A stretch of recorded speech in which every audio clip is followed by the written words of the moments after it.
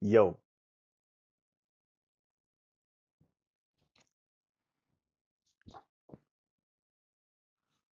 are we rolling?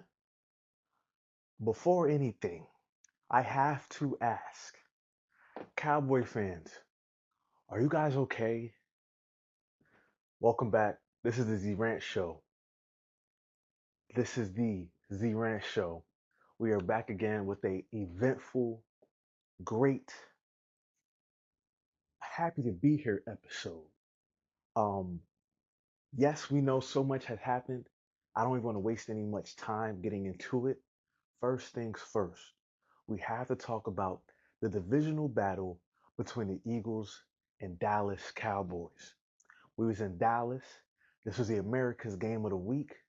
Heavy anticipated game. Dallas, for one, needed to win this game because if they lost, they would be eliminated from playoff contention.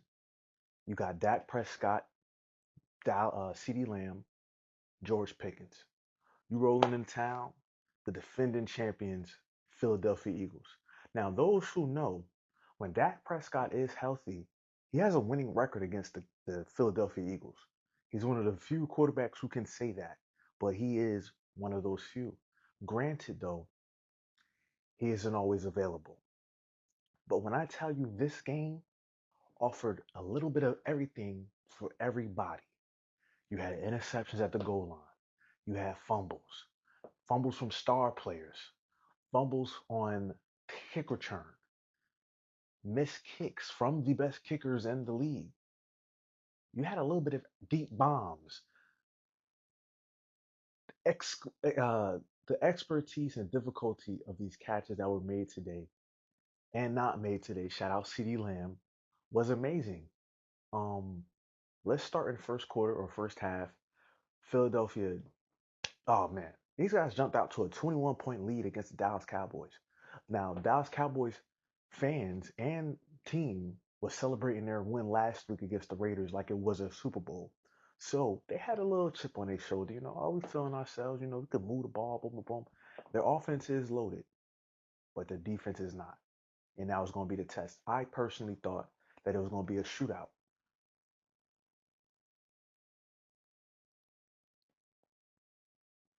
I personally thought that it was going to be a shootout. I don't know who was going to come out swinging, but actually, I took Dallas in this game because I thought, like I said, Dak Prescott's record against the Eagles when healthy, and he has a great supporting cast around him offensively. I'm gonna give the nod to Dallas, and it ended up working in our favor by the grace because, like I said, this game offered a little bit of everything. Um, Philly jumped up to a 21-point lead. There was a lot of missed calls by the referees, which I thought should have been added to the graphic when it was what was it, Fox? Fox had a graphic with the winning formula with Jalen Hurts and Nick Sirianni. I said you should add the refs to that winning formula too, because the refs have been on the Philadelphia Eagles side all year long, and maybe last year too. But as a biased Giants fan, and as just a fan of the NFL period, the Eagles get away with a lot of stuff. Um, Obviously, elephant in the room, the tush push. It's hard to judge. It's hard to call. Yes, but when you call um, roughing the passer, roughing the punter, excuse me, and on the replay you show that the defender reached out and touched the ball. What are we doing? I mean, you have a chip in the football. You can tell where the ball is precisely. We can't just go back and make the right call. This is the NFL. People bet on these games. Players are invested weekly. This is their life.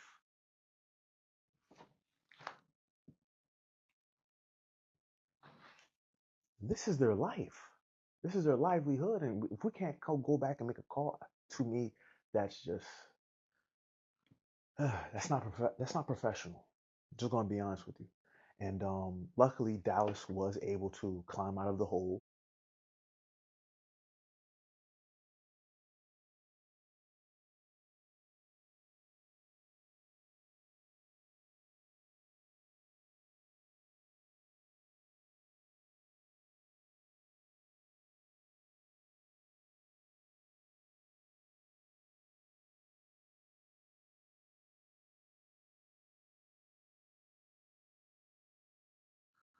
First it was 21-7, 21-14. They missed the kick. Excuse me. They missed the kick with that's not professional. Just gonna be honest with you. And luckily Dallas was able to climb out of the hole. First it was 21-7, 21-14. They missed the kick. Excuse me. They missed the kick with Brandon Aubrey. Um, and Jake Elliott missed the kick as well too. Why am I smelling or ammonia?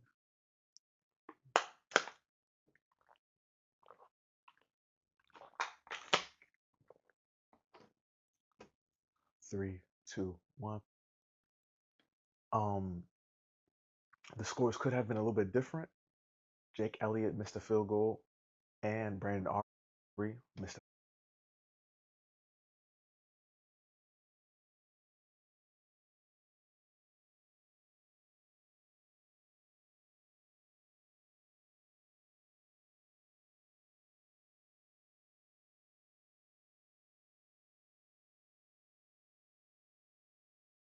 field goal. Now, both of these kickers are two of the best in the league. Jake Elliott has been hitting long range field goals since he came into the league in about 2020, 2021. Brandon Aubrey, need I say more? Brandon Aubrey, need I say more?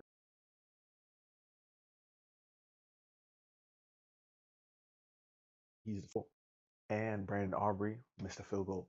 Now, both of these kickers are two of the best in the league. Jake Elliott has been hitting long range field goals since he came into the league in about 2020, 2021. Brandon Aubrey, need I say more? He's the first kicker off of fantasy boards. He's the best kicker in the league. And I believe he holds the NFL record for the longest kick. Now, granted, it wasn't a dome.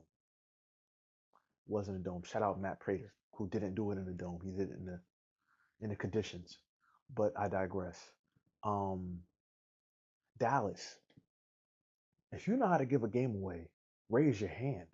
I mean, Jesus Christ, you get into the red zone, throw an interception, you go for it on fourth down, miss it. Then you have Saquon Barkley give you a egg. No, I think I'm getting too ahead of myself. It was the kick return. And I called it, I said, Philly does not get pressured enough to withstand, force. And when you in that kitchen and it get hot, are you gonna stand in the fire? Or are you gonna cook still? Philly failed this test. Philly failed this test, and their players failed as well. Their best players as well too. Saquon Barkley and the kick returner. I literally called it. I was having fun watching the game with my family, and I said, Philly's gonna fold to this pressure. They haven't been here before. This is their first time really getting pressured. And next thing you know, you're making all these moves, you're dancing around, boom, wow. I mean, it was a great hit by Elijah Clem. And as you saw the replay, he got pushed down about 3 times. He still was able to come around and make a game changing play. Yes. Granted, Dallas did not convert any points on that possession because they gave it away on fourth down, but it is what it is. That game was a great game to watch. It had interceptions galore. I had to ask a question though. Is George Pickens better than CeeDee Lamb? I'm at the point where George Pickens is consistently wowing you. And I just had on last episode, he's one of the most exciting players to watch when playing. 1 minute. I have to ask the question: is George Pickens better than CeeDee Lamb? We already spoke about that. Um, on a consistent basis, we're finding that Dak Prescott is going to George Pickens down the field and not CeeDee Lamb. CeeDee Lamb is a mid to short route receiver. He's not a real deep threat, but when you have the option to go George Pickens up top and CeeDee Lamb to clean up whatever you have left, and then you add in Jake Ferguson, offenses wise, weapons wise, it doesn't really get any much better than that. And Dak Prescott, I mean, I'm a Giants fan, as you all know. But when you see somebody just consistently ball, that Prescott is a baller when healthy. And, I mean, the guy wants it. You see him going full John Elway helicopter diving for the end zone. I mean, wow. Multiple times too, but he was successful only once. What a game. And I found myself, just like, let's go, Dallas, let's go. Whoa, chill. But when you love football, you just love football. And it was a great game. I can't stop talking about it. I can't wait to rewatch the game and the highlights because this might have been game of the year. Game of the year might have been the best game I've seen all year for sure. Salute to Dallas to winning it and not choking it up because it was 21-21 for a long time. And everybody thought once they gave Philly that last opportunity, uh, here we go. Here we go again. But when Jalen Hurts got sacked, we said, well, this is a different game. This is different now. So he was like, buckle up, let's go. Um, you was thinking at the end, Dallas being Dallas, are they gonna mess up this clock management? But they did not. They successfully did something right. Shout out Brian Schottenheimer. When you don't get your name into headlines or you're not being spoken about, that's a good thing. And for this season, for the most part, haven't really spoke about him. He's been doing a pretty good job. Um, Quinton Williams did get a scare. I want to talk about their defense a little bit because has been their offense has been leading the charge. The defense has been middle of the pack. Um, AJ Brown had a hell of a game. He was going crazy. 110 yards, 8 catches, 1 touchdown. Could have had possibly more. Devontae Smith had a great game catch.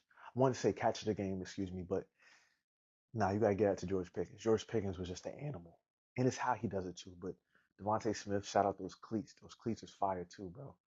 Um, George Pickens had 2 catch of the games, so shout out to those guys. But Dallas defense was making you a little worried. They did a great job containing Saquon Barkley, but when they was 21-0 on that run, they was doing whatever they wanted, Philly wise. They was just getting short, dinking dunks. Jalen Hurts just running in the end zone.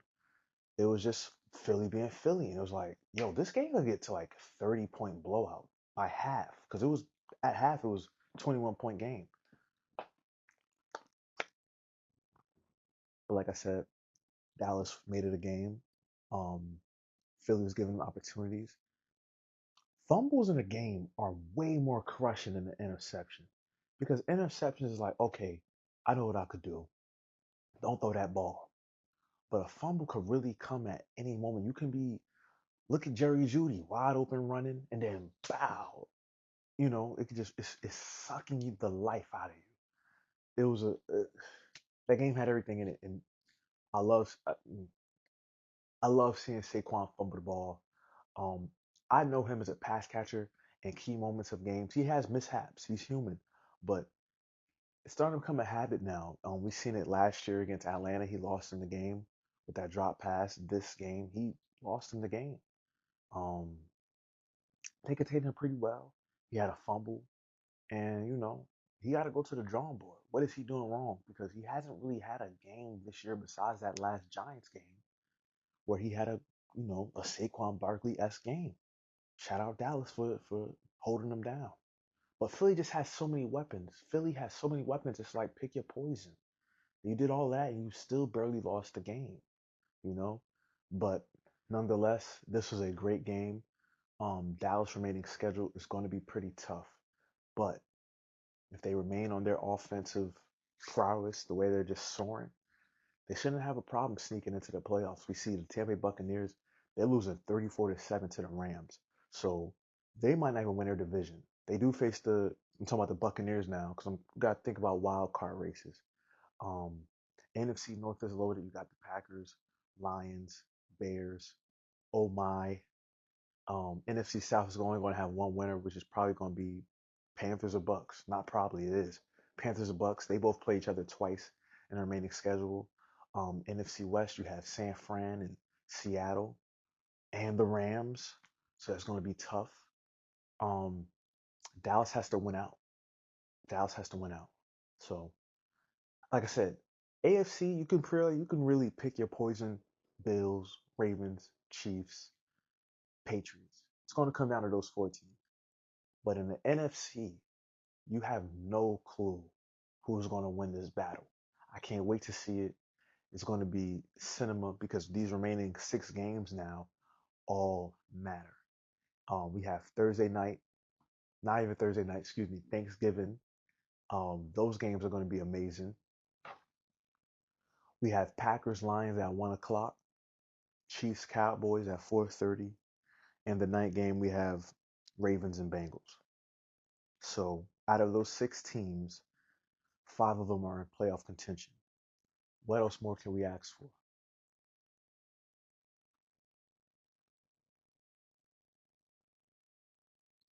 Then on Friday, Black Friday, we have the Bears and Eagles. So that's 8 games in 2 days. 7 teams out of the 8 are in playoff contention. But maybe Joe Burrow can, obviously they're not going to make the playoffs, but they can be a feisty team to, make it harder for other teams. I would love to see Joe Burrow on Thanksgiving. That would be really good. Um,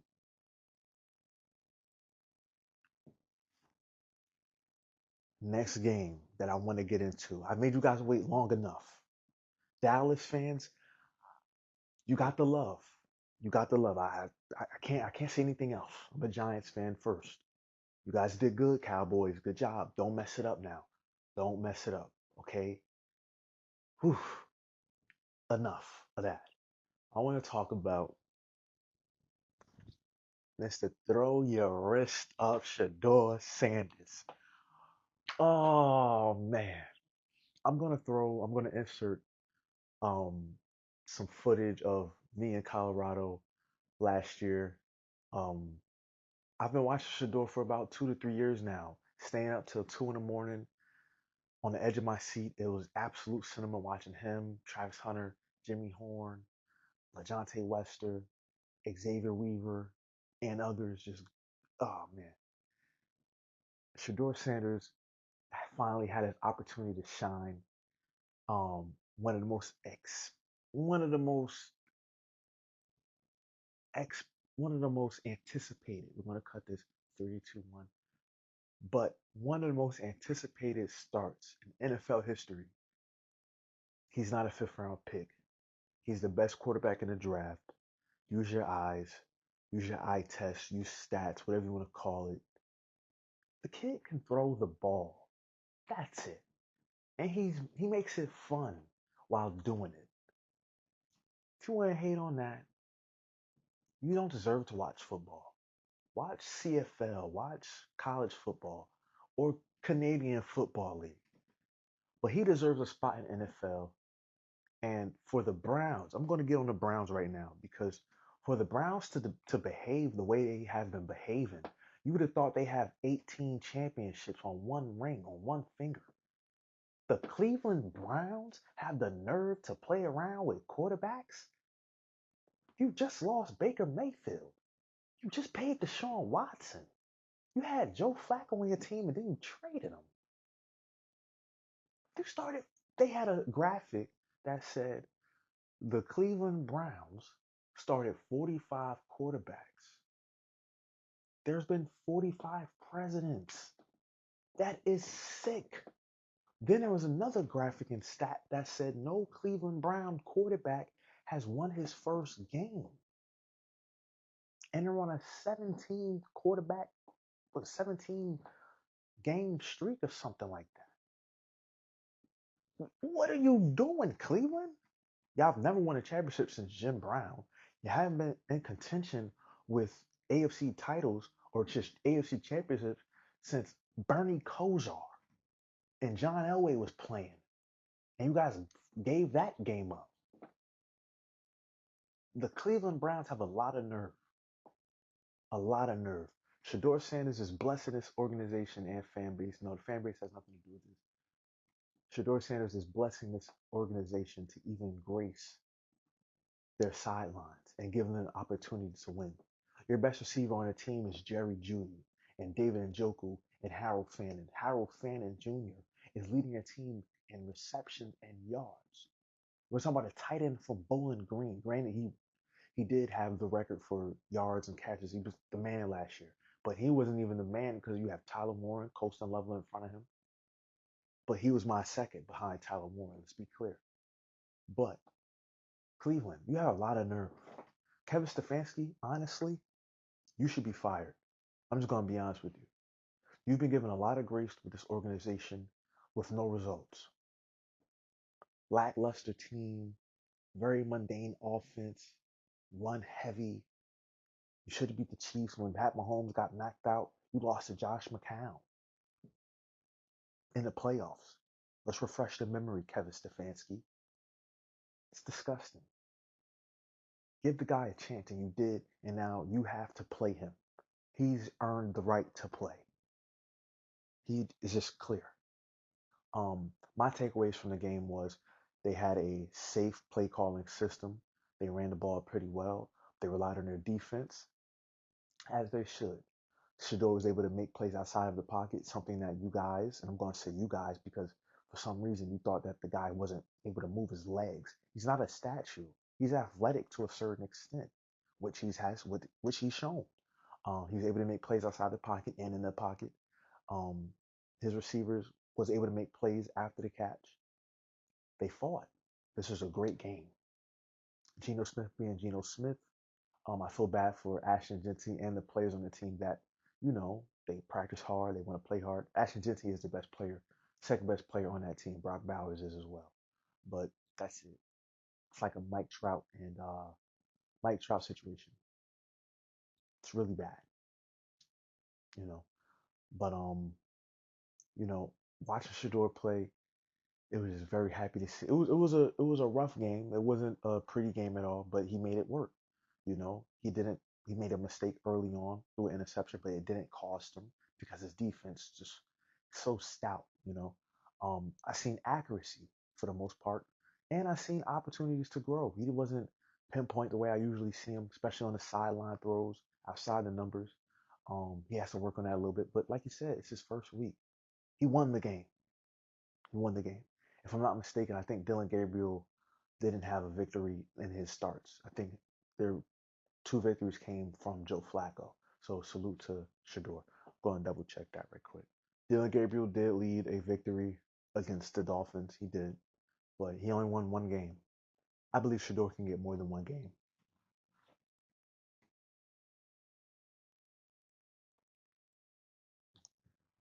Their remaining schedule is San Fran. Ooh, they face the Titans at Titans. That's gonna be no, excuse me, at Cleveland. Um, they face San Fran, Tennessee, Chicago, Bills, Pittsburgh, and Bengals. This schedule isn't doing it any favors besides that Titan game, but I mean, San Fran can be beat. With a defense like the Browns, you're going to be in games. You just cannot turn the ball over. I'm so excited to see his opportunity to play against these teams and against the Titans. Him and Cam Ward, these are two good friends. They're very competitive. And can you imagine the trash talk that you're gonna have with your, I'm not gonna say best friend, but you know, a close friend in the league? Yo, you coming into my town? I'm ready to get at you. We've seen the clips of them working out together, so they're very fiery with each other. I'm excited. Um, we're talking about Cleveland Browns here. He's bringing a spark to the Browns. Deion Sanders is coming to your games. You got fans coming out wearing jerseys. They were in Vegas and you saw nothing but Browns jerseys, 12 jerseys. It's not a fifth round pick. That's the franchise leader of your organization. Recognize that. And don't mess it up. Because I have a Giants jersey with Shador's name on the back of it. We should have drafted him. But Jackson Dart is playing out of his mind right now. And we'll see how it goes. But we have to talk about the Jerry Judy play. First of all, before we even get to that, the 50-yard bomb to the receiver. Can't think of his name right now, but great catch. He should have gotten the end zone. Great play. Um, we all like everybody was just like, finally, whoa, wow plays, not dink and dunk, but wow plays. You even seen a clip of Miles Garrett on the sideline saying, "Wow." You're firing up your team. Can you imagine if the Cleveland Browns go out and beat Josh Allen? If they go out and beat Pittsburgh? If they go out and beat the Bengals? These are marquee teams. San Fran, Tennessee, the Bears. These are winnable games for the most part. These are all winnable games, especially with your defense. If everybody's healthy, you have no choice, no reason not to play, not to win, and not want to get up for these games. And they should have beat the Ravens, to be honest with you. But I digress. The more that Shedeur plays, the more he's going to get better. You're not going to see no eight on the line fronts like that because you have to respect him. He can throw the ball, and I'm excited to see this offense grow. They trust him. I seen Jerry Judy have his arm around him, and he was chopping it up with him. Probably was like, "Yo, I'm happy that play didn't cost us the game." The play that I'm talking about is Jerry Judy. Shedeur found him. He was wide open. Jerry Judy lackadaisical, especially for a veteran. He's running around, doesn't have awareness of who's behind him. Boom, chuck the ball out, fumble. Raiders recovered. Luckily, Raiders punted. The Raiders punted the ball, didn't affect the game. What could have been? He could have scored more points. Who knows? But I've noticed that the goal line they was running, you know, wildcat formation. Is that really what you want to do with a rookie quarterback? He should learn how to score in the red zone, especially on goal line situations. Don't you think, Kevin Stefanski? What are we being gimmicky for? I don't understand that. Um, Shador's stats at the end of the game was 11 for 20, 209 yards, one touchdown, one interception. We spoke about the Jerry Judy play, Cleveland defense. Shador did enough to start. Shador did enough to get more opportunities, even if Dylan Gabriel was healthy. It's just his time. It's his time. You gave Dylan Gabriel 7 starts, 6 starts, something like that. Give it up. Shador has the aura. Players are gravitating. Players are gravitating towards him. He gives your team an opportunity to win.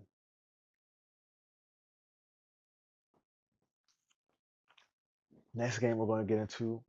Um, there were 3 games I was really excited for this week: Cleveland Browns at Raiders, Cowboys and Eagles, Chiefs and the Colts.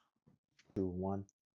For the Colts, this was an opportunity to put some distance behind between yourself and the Jacksonville Jaguars and the Texans, who just won on Thursday night against the Bills. That was a great game.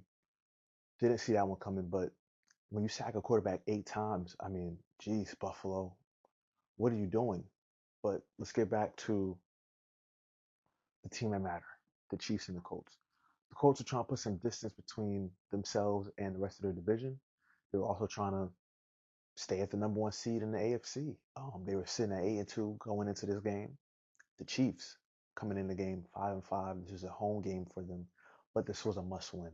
The division is loaded with the Chargers and Broncos looming. Broncos right now, number one seed in their division. It's between the Chiefs and Chargers right now, going for that wild card spot, if not the division title. The Chiefs had to come back. The Chiefs had to really dig deep. Dan Jones almost gave him this game earlier, but it came down to just a few marquee plays. Few marquee plays of the game was the Xavier Worthy catch down the middle. And once that happened, obviously I'm skipping the 11 points that the Chiefs had to erase in the fourth quarter. But we all knew the Chiefs were going to win this game. I wanted the Chiefs to win. It's no reason that, the Chiefs were in the Super Bowl last year and now they're not even going to be in the playoffs. I want whoever to take the AFC have to go through the champs of the AFC. Don't get no freebies. Nothing like going in the Arrowhead or just even facing Patrick Mahomes and Andy Reid and Steve Spagnuolo and those guys, the battle hardened guys in the playoffs.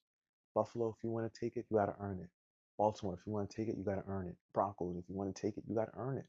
New England, if you want to take it, you got to earn it.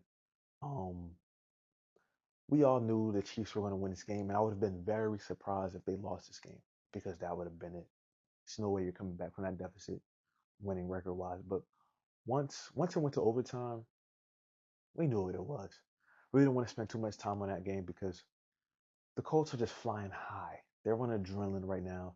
They're being brought back to earth a little bit by little bit. They're already facing injuries with Jonathan Taylor missing this game. Yes, he would have made a difference against the Chiefs, but That's how the game goes in NFL. You got to take opportunities when you can, and you might see the Chiefs later on in the playoffs. Let's circle that down. But happy to see the Chiefs win. Um, it's just good for the NFL. Like I said, I don't want to spend too much time on that game. But let's go into the next game.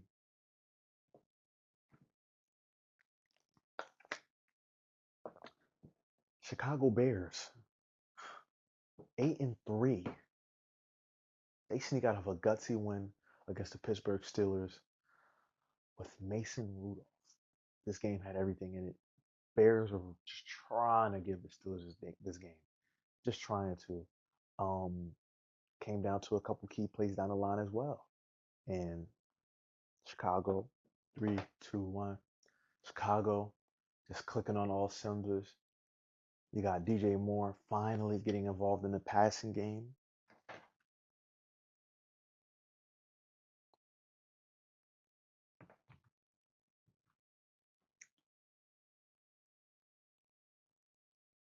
Roma Dunze also getting connected and involved as well. Kyle Monangai scoring. Shout out Rutgers. But we're seeing a different Caleb Williams here. Um, he's not taking dumb sacks, not turning the ball over. That's key games.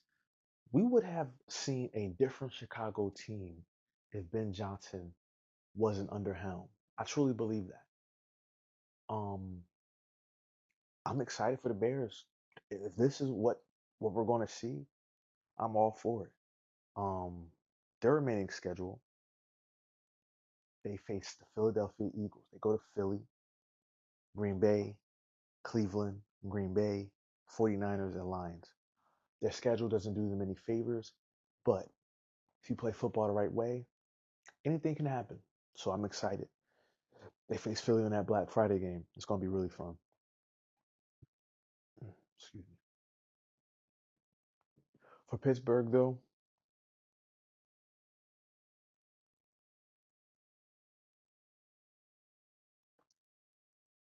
what have we always spoke about? They started off hot, and now they're starting to go lukewarm. And guess who has the same record as the Pittsburgh Steelers? The Baltimore Ravens. Huh, funny. Both sitting at 6-5. Guess who has to play the Steelers twice in the remaining 6 games? The Baltimore Ravens. The Baltimore Ravens, excuse me. 3, 2, 1. The Baltimore Ravens' remaining schedule is Thursday night against the Bengals, Pittsburgh on December 7th, Bengals again, Patriots, Green Bay, and then the Steelers. Um, it's going to come down to that last game, I believe, against the Steelers. This is nothing new to this division. Close games, battle hardened players who know each other, battle hardened teams that know each other, and we're going to see an amazing finish. Who do you guys got coming out of AFC East? I mean AFC North, excuse me. Me personally, I'm going to take the Ravens. Ravens have been here before. I think the lack of weapons for Pittsburgh is going to bite them on the tail end of this season, just because team have tape on you now, and it's harder to score.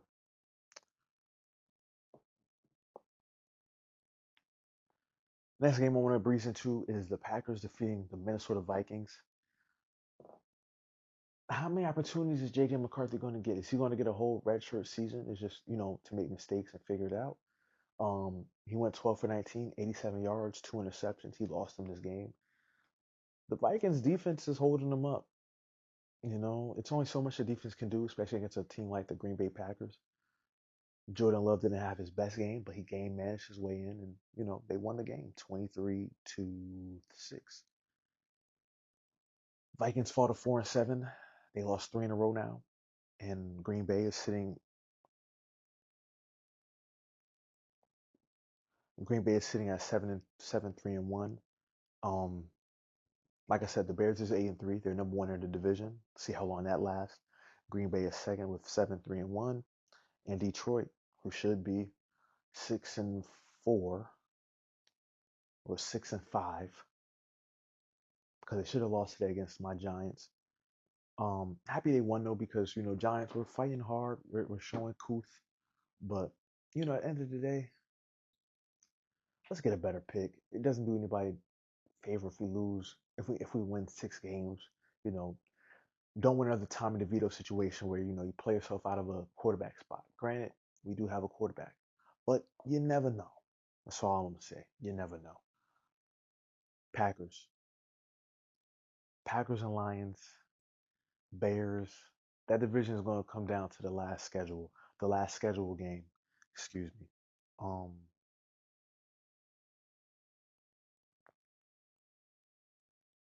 they faced the Bears twice. They faced the Lions. They faced the Broncos. They faced the Ravens, and they faced the Vikings again. The only game I'm giving them by default is the Vikings. After that, you can possibly lose every game, especially the way Green Bay is playing. Injuries are starting to lurk. You saw Josh Jacobs was out. You saw Matthew Golden was out. So I I'm excited. Um, Next game I want to talk about are is the Rams and the Buccaneers. Rams are cruising, looking like the best team in the NFC, possibly. Um, let's wait and see. We lost. They lost already. Philadelphia and the Rams. Philadelphia already put BTA on them, so it's like, huh, I don't know. I don't know. I just don't trust the Rams yet. I just don't. Really don't. I actually trust the Cowboys probably better than the Rams. I'm gonna be honest with you. That's because the Rams don't have explosive plays on offense. They're more so dink and dunk. And if you play physical with them, and if elements are involved, we've seen what happened last year against the Eagles. You're not going to win that type of game, not with those prima donna receivers. And I like Puka Nicole. He's not a prima donna diva esque, but mm, you get what I'm saying. Um, some takeaways, some takeaways that I have in this game with the Buccaneers and Rams is Baker Mayfield needs a Houdini badge on Madden. The way he's able to man- manipulate the pocket, wow. And he's like, he's going face first, head first into the defense, which I like. I don't have a problem with it because sometimes if you don't do that and you slide and you allow people to hit you, you're defenseless. You gotta protect yourself. So I do like that. Um, the Rams are up 34-7. You do the math. Buccaneers face the Panthers twice in their remaining schedule, so that's going to be very interesting, especially because tomorrow, Monday night, the Panthers and the 49ers play. What does that mean for both teams? Panthers can take the lead in the division with the victory against the 49ers.